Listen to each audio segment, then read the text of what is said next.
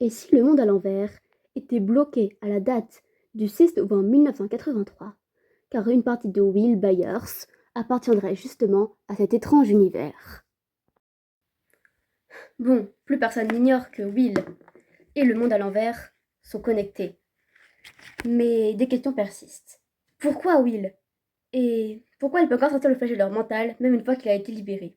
Et surtout, pourquoi le monde à l'envers est bloqué à la date de la disparition de Will? Eh bien justement, je pense que c'est là qu'est la clé. Revenons au premier épisode de la série, la disparition de Will Byers. Eleven venait d'ouvrir le portail, et aussitôt, les catastrophes se sont enchaînées à Hawkins. Attaque, disparition, mais tout cela se produisait dans le monde à l'endroit.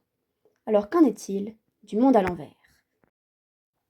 Mais puisque l'ouverture du portail est un danger pour le monde réel, alors cela pourrait aussi être un danger pour le monde à l'envers.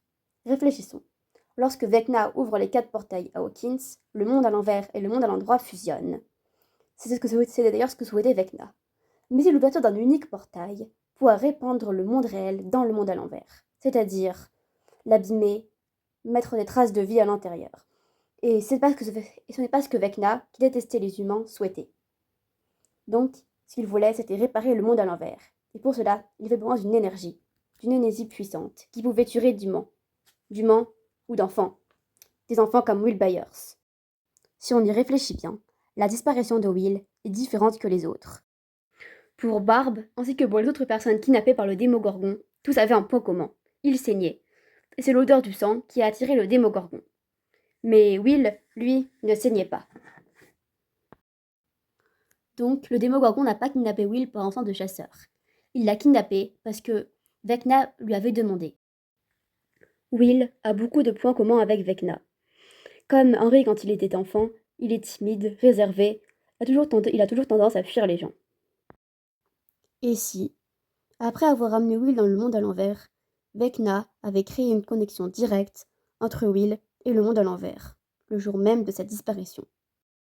Avec ses pouvoirs, Vecna aurait donc puisé une partie de l'âme de Will, dont il se serait servi directement pour réparer le monde à l'envers. Vecna aurait pratiqué cette opération le jour même de la disparition de Will, et aurait bloqué le monde à l'envers à cette date-là, le 6 novembre 1983, pour préserver la sécurité et l'aspect du monde à l'envers.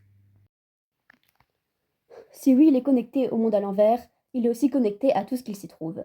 Le Démogorgon, le flagelleur mental, ce qui expliquerait pourquoi Will, et lui seul, peut sentir la présence du flagelleur mental. Pour détruire le monde à l'envers, il suffirait donc d'une chose, tuer Will. La partie de Will qui vit dans le monde à l'envers mourra, et le monde à l'envers, devenu trop faible, sera vaincu par le monde à l'endroit, qui prendra le dessus.